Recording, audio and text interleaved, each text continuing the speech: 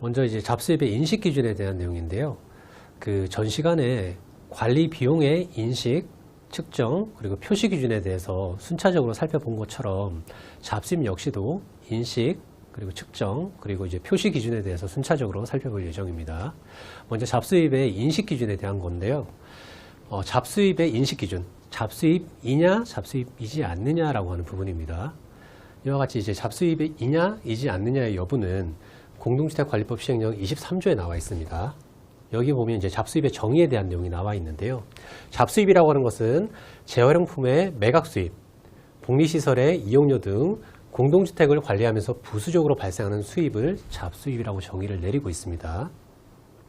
자, 이에 추가해서 과거에 이제 국토교통부에서 이제 유권 해석하는 내용들을 살펴보면 잡수입이라고 하는 것은 금융기관의 예치금 이자, 그리고 연체료 수입, 부대, 복리시설 등의 사용료 등 공동주택의 관리로 인해 발생하는 수입이라고 정의를 내리고 있습니다. 아파트에서 이제 빈번히 발생하는 항목별로 해서 이러한 잡수입에 해당하는지 여부를 한번 살펴보도록 하겠습니다. 첫 번째, 정합실 임대 수입입니다.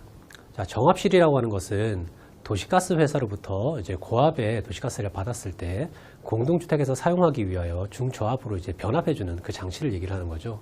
이 장치를 이제 별도로 공동주택 내에 설치함에 따라서 그 도시가스 회사는 공동주택으로부터 특정 그 설치 장소를 임대하는 그 같은 영향들이 있기 때문에 도시가스 회사가 공동주택에 이 정합실 임대 수입을 납부를 하고 있는 상황인 아파트가 다수 있는 것으로 알고 있습니다. 이와 같이 이제 정합실 임대 수입이 발생하는 경우라면 이 정합실 임대 수입은 잡수입에 해당하느냐 하지 않느냐라고 하는 부분인데요. 앞에서 살펴보셨던 잡수입의 정의, 공동주택을 관리하면서 부수적으로 발생한 수입, 관리비 수입이 아니죠. 관리비 수입이 아니고 임대 수입이라고 하는 부수적으로 발생한 수입이기 때문에 정합실 임대 수입은 잡수입에 해당한다라고 하는 것을 알 수가 있습니다. 두 번째, 어린이집 임대 수입. 이 어린이집 임대 수입은 공동주택의 공용 부분, 그 관리동이라고 하죠. 관리동의 특정 층을 어린이집 운영을 위해서 임대를 해주는 경우에 발생하는 그 수입을 의미하는 것이고요. 이에 반해서 그 공동주택의 1층이라든지 그 가정 어린이집이라고 보통 표현을 하는데요. 이와 같이 특정 세대에 임차를 하거나 또는 소유하면서 가정 어린이집을 운영하는 것은 여기에서 의미하는 임대 수입하고는 관련이 없는 부분입니다. 아무튼 이제 그 공동주택의 관리동을 임대함에 따라서 발생하는 수입은 관리비 수입이 아니기 때문에 공동주택을 관리하면서 부수적으로 발생하는 수입이라는 잡수입의 정의를 충족해서 이 역시도 잡수입에 해당한다라고 이해를 할 수가 있을 것 같습니다. 중개기 설치 임대 수입. 그 이동 전화를 사용함에 따라서 이 이동 전화의 어떤 그 통신 상태, 통신 통합 품질을 이제 향상시키기 위해서는 중계기라고 하는 별도의 이제 송수시 장치를 설치를 해서 통합 품질을 이제 향상시킬 수 있는 그런 어떤 방법들이 있는데요. 공동주택에 통상적으로 이제 옥상층에 보면 중계기가 별도로 설치되어 있는 공동주택이 다수 있습니다. 이와 같이 옥상을 임대해 줌에 따라서 이동통신업자로부터 그 임대 수입을 받는 경우에 중계기 설치 임대 수입이라고 하는 표현을 쓰는데요. 이 임대 수입 역시도 관리비 수입이 아니라 공동주택을 관리하면서 부수적으로 발생한 수입에 해당하기 때문에 잡수입에 해당한다라고 볼 수가 있을 것 같습니다. 그 다음 CD기 임대 수입. 이 CD기 임대 수입은 주로 이제 금융기관이 그 공동주택 내에 특정 부분에 대해서 임대를 해서 은행 CD기를 설치하고 그 공동주택의 입주민들이 그 CD기를 좀 더 편리하게 사용할 수 있게끔 그렇게 조치하기 위해서 그 설치한 그 CD기와 관련된 임대 수입이고요. 이 CD기 임대 수입 역시도 관리비 수입이 아니고 공동주택을 관리하면서 부수적으로 발생하는 수입이기 때문에 잡수입이라고 얘기할 수가 있을 것 같습니다. 그 다음 장기수선 충당금, 하자 보수 예치금, 이자 수입. 이 부분 역시도 장기수선 충당금이나 하자 보수금이라면 공동주택을 관리하는 것과 직접적으로 관련이 있기 때문에 잡수입이라고 얘기하기는 어렵겠지만 이것을 별도로 예치하면서 발생하는 이자 수입 같은 경우에는 공동주택을 직접적으로 이제 관리하면서 발생하는 어떤 수익이 아니라 공동주택을 관리하면서 부수적으로 발생하는 수입이기 때문에 잡수입에 해당한다라고 볼 수가 있을 것 같습니다. 그 다음 주차, 승강기 수입. 어떻게 보면 공동시설, 공용시설물에 대한 이용료 성격인 거죠. 주로 이제 1세대 2차량 이상인 세대에 대해서 한 대당 5,000원이나 한 대당 10,000원씩 이제 주차 요금을 별도로 이제 징수하는 경우가 있는데요. 이것을 이제 주차장 수입이라고 이제 보통 처리를 하고, 또 이제 전입 세대 또는 전출 세대 또는 외부의 이제 인테리어 업자가 승강기를 사용하는 경우에 이 승강기 사용료 수입을 받는 경우가 있는데요. 이 역시도 공용시설물의 이용료 수입이라고 할 수가 있을 것 같습니다. 이와 같이 주차장 승강기 수입은 공동주택을 관리하면서 부수적으로 발생하는 수입이기 때문에 이 역시도 마찬가지로 잡수입의 정의를 충족한다라고 볼 수가 있을 것 같습니다. 알뜰장터 수입. 알뜰장을 개최하기 위해서 외부의 사업자와 공동주택이 계약을 하는 경우가 종종 있습니다. 이와 같이 이제 알뜰장터를 개최를 하고 그 개최에 대한 대가로서 일정 금액을 받는 경우에는 사실상 이제 임대료 수입과 비슷한 성격이기 때문에 이 역시도 잡수입의 정의를 충족한다라고 할 수가 있을 것 같습니다. 그 다음 주민 공동시설 이용료, 예를 들어서 헬스장 또는 독서실 또는 골프장 이런 것들을 이용하는 세대에 대해서 이용 세대당 10,000원 또는 15,000원, 20,000원 이와 같은 방식으로 해서 이용 세대에만 부과하는 경우가 생길 수 있는데요. 이런 경우에는 주민 공동시설 이용료라고 해서 마찬가지로 이제 잡수입의 정의를 충족하기 때문에 잡수입에 해당한다라고 볼 수가 있을 겁니다. 그다음 게시판 광고 수입. 주로 동별 게시판이죠. 동별 게시판에 외부 사업자, 공동주택 주변에 이제 사업을 하고 있는 외부 사업자의 광고 전단지를 게시함에 따라서 발생하는 수입이 게시판 광고 수입이고요. 마찬가지로 게시판이라고 하는 부분을 임대해주고 발생하는 수입이기 때문에 이 역시도 잡수입의 정의를 충족한다라고 할 수가 있을 것 같습니다. 다음 검침 수입. 원칙적으로 이제 한전에서는 각 세대에서 이제 사용하는 그 전기 사용량을 일일이 다 검침을 해야 되는 의무가 발생을 하는데요. 아무래도 이제 공동주택이 워낙 많고 또한 여러 세대가 있다 보니까 한전에서 이 모든 세대에 대해서 검침을 이제 실시하는 것은 현실적으로 쉽지가 않을 겁니다. 이와 같은 현실적인 문제들 때문에 공동주택이 처음 이제 신축되고 입주하기 시작하면 한전은 공동주택 관리 사무소와 정기 검침 계약을 이제 체결을 하고 한 개 세대당 430원씩 지급하기로 하는 그와 같은 약정을 정기 공급 계약서에 이제 포함을 시키는데요. 그로 인해서 검침 수입이 발생을 하는 겁니다. 이와 같은 정기 검침 수입은 공동주택을 관리하면서 부수적으로 발생하는 수입이기 때문에 마찬가지로 잡수입의 정의를 충족하게 되는 것이고요. 기타 이자 수입. 관리비 통장을 관리하면서 관리비를 입금하고 또 출금하고 하다 보면 결국 이제 금융기관으로부터 이제 소액이지만 이자가 발생하는 경우가 자주 있습니다. 이와 같은 이자 역시도 관리를 하면서 이제 부수적으로 발생하는 수입이기 때문에 잡수입에 해당한다라고 볼 수가 있을 것 같습니다. 그다음 재활용품 수입.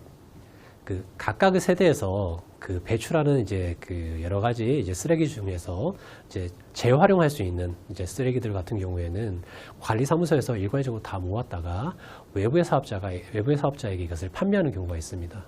이와 같이 판매를 하면 판매에 대한 대가로서 이제 대금을 받게 되는데요. 그와 같은 대금이 결국 재활용품 수입이 될 것 같습니다. 마찬가지로 공동주택을 관리하면서 부수적으로 발생하는 수입이기 때문에 이 재활용품 수입 역시 잡수입에 해당한다라고 볼 수가 있을 것 같습니다. 그다음 고용안정사업 수입. 고용안정사업 수입은 주로 이제 고용노동부와 관련된 부분이고요. 장애인이나 아니면 60세 이상의 고령자나 또는 격리주임과 같이 주로 이제 여성인 경우에 이제 출산을 위해서 휴직을 위해서 이제 대체 인력을 구하는 경우, 그 같은 경우에 지원해주는 경우가 종종 있습니다. 예를 들어서 60세 이상인 노령자를 고용하는 경우에 한 명당 매월 30만 원을 지급한다라고 하는 그런 어떤 고용노동부의 지침이 있고 지원금이 있는 경우에는 이와 같이 고용안정사업 수입으로 이제 처리를 하게 되는데요. 이와 같은 고용안정사업 수입은 반드시 특정 목적에 그 비용을 그 수입을 집행하는 것이 아니라 아파트의 상황에 따라서, 아파트의 관리 규약에 정한 바에 따라서 이것을 쓸 수 있기 때문에 잡수입의 정의에 해당한다라고 할 수가 있을 것 같습니다. 그 다음 공동주택 지원금 수입. 앞에서 말씀드렸던 항목들하고는 조금 다르게 공동주택 지원금 수입은 시군구청으로부터 이제 지원을 받는 금액인데요.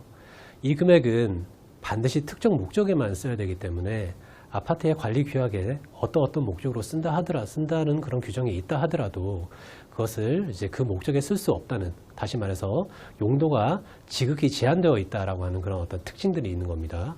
이와 같은 특징 때문에 공동주택 지원금 수입은 잡수입에 해당하지 않습니다. 그 다음 관리비 과다 부가액. 관리비 과다 부가액은 입주민이 이제 관리비를 2번 납부했다거나 아니면은 과오납을 했다거나 하는 경우에 발생을 하는데요. 이것은 공동주택을 관리하면서 부수적으로 발생한 수입이 아니고 입주민이 관리비를 과다 납부한 금액이기 때문에 입주민들에게 돌려줘야 되는 금액인 거죠. 그렇기 때문에 마찬가지로 잡수입이라고 할 수가 없습니다. 그 다음 피해보상금. 가끔씩 공동주택 옆에 보면 새로 이제 입주를 하기 위해서 신축하는 건물들이 이제 올라가고 있는 경우가 종종 있는데요. 이와 같이 이제 신축 건물들이 올라가다 보면 소음이 발생하고 분진이나 여러 가지 이제 피해들이 발생할 수가 있습니다. 이와 같은 피해들을 이제 보상받기 위해서 공동주택과 그쪽의 이제 사업자 간의 이제 약정을 통해서 일정 부분 이제 피해 보상금을 받는 경우가 있는데요. 이와 같은 피해 보상금은 잡수입의 성격이라기보다는 피해를 받은 당사자에게 귀속되어야 되는 금액이기 때문에 일반적으로는 잡수입에 해당되지 않는다고 보는 것이 합리적일 것 같습니다. 그다음 하자 보수금. 하자 보수금은 공동주택의 하자를 보수하기 위해서 지급받는 금액이기 때문에 공동주택의 관리와 직접적으로 관련이 있습니다. 따라서 이 하자 보수금은 잡수입의 정의에 충족하지 않습니다. 다음 외부인이 사용하는 사용료, 전기료나 아니면 수도료 같은 것들이 있을 수 있는데요.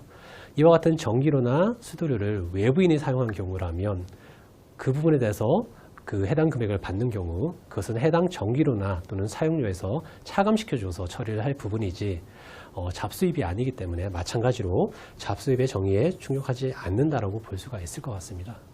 결국 일정 부분은 잡수입에 해당되지 않을 것이고요. 또 일정 부분은 잡수입에 해당될 텐데 이 잡수입을 구분할 수 있는 명확한 기준이 특별히 있는 것은 아닐 것 같고요. 다만 일반적인 관점에서 바라본다면 관리규약에서 정해서 공동주택의 선택에 따라 사용 가능하다면 그것은 일반적으로 잡수입일 것 같습니다.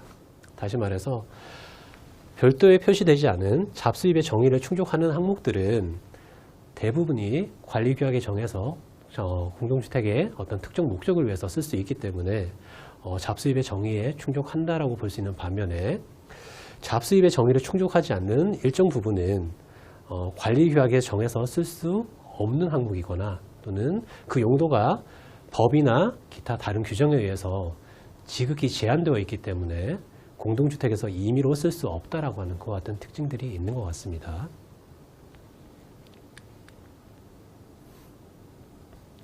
자, 잡수입 여부에 대해서 예시를 통해서 한번 좀 더 구체적으로 잡수입 인지의 여부에 대해서 한번 살펴보도록 하겠습니다. 첫 번째 사례가 주민 공동시설과 관련된 부분입니다. 먼저 경기도청에서 주민 공동시설과 관련해서 그 별도로 이제 그 제시한 어떤 지침이랄까요? 이런 내용들이 있는데 한번 살펴보도록 하겠습니다. 커뮤니티, 주민 운동시설 등 자치관리, 위탁관리 방식이든 비용 부담 및 처리 방식에 따라서 다음과 같이 잡수입이나 또는 관리비로 구분한다라고 하는 지침을 내린 적이 있습니다. 그 내용들을 살펴보면 입주민 모두에게 걷고 입주민 모두가 이용할 수 있는 경우에는 잡수입이 아닌 관리비다. 다시 말해서 운동시설 관련된 비용들이 발생을 하고 그 비용을 전 세대에 일정 기준에 따라서 다 배분을 한다면 그것은 잡수입이 아니라 관리비다라고 하는 그 같은 취지의 내용이고요. 관리비라면 시설 유지비 또는 잡비로 처리한다라고 하는 그와 같은 내용도 기재가 되어 있습니다. 이에 반해서 회원제로 운영을 한다. 다시 말해서 이용 세대에만 비용을 부담시킨다. 다시 말해서 이용 세대만 일정 금액을 납부한다 라고 하는 이와 같은 규정에 따라서 관리를 하고 있다면 이것은 잡수입이다 라고 정의를 내리고 있습니다. 자, 이런 기준에 따라서 구체적인 사례를 한번 살펴보도록 하겠습니다. 자, 첫 번째 사례는 전 세대가 부담하는 경우입니다. 공동주택에 휘트니스 센터가 있으며 관리규약에서는 휘트니스 센터로부터 발생한 실제 소요된 비용을 주택 공급 면적에 따라서 각 세대에 배분하도록 정하고 있습니다. 다시 말해서 전 세대에 배분하도록 요구를 하고 있다는 의미죠. 이에 대한 시점별 회계 처리는 어떻게 될까요? 라고 하는 부분인데요. 앞에서 보시다시피 전 세대의 주민 공동시설에 대한 비용을 부담시키는 것이라면 이것은 잡수입이 아니라 관리비라고 정의를 내리고 있었죠. 따라서 예를 들어서 시설 유지비, 관리비용이죠. 그래서 발생 시점에 시설 유지비로 처리를 하고 자금을 집행한 다음 관리비가 발생했으니까 관리비 수입 상대 계정으로 10만 원 잡고 미부와 관리비 10만 원을 잡는 이와 같은 회계 처리가 이루어져야 되는 겁니다. 자, 이에 반해서 이용 세대에만 부담시키는 경우에는 어떻게 회계 처리가 달라지는지 살펴보도록 하겠습니다. 공동주택에서는 휘트니스 센터가 있으며 관리규약에서는 휘트니스 센터를 이용하는 세대에 세대당 매월 10,000원을 부과하도록 정하고 있습니다. 이 경우 시점별 회계 처리는 어떻게 될까요? 라고 하는 것이 질문사항인데요. 앞에 경기도청의 그 지침을 보시면 아시다시피 이용 세대에만 부과하는 경우에는 그것은 관리비가 아니라 잡수입이다 라고 하는 그런 내용들이 있었습니다. 따라서 이용 세대에 세대당 매월 10,000원을 부과하는 경우라면 자, 발생 시점에는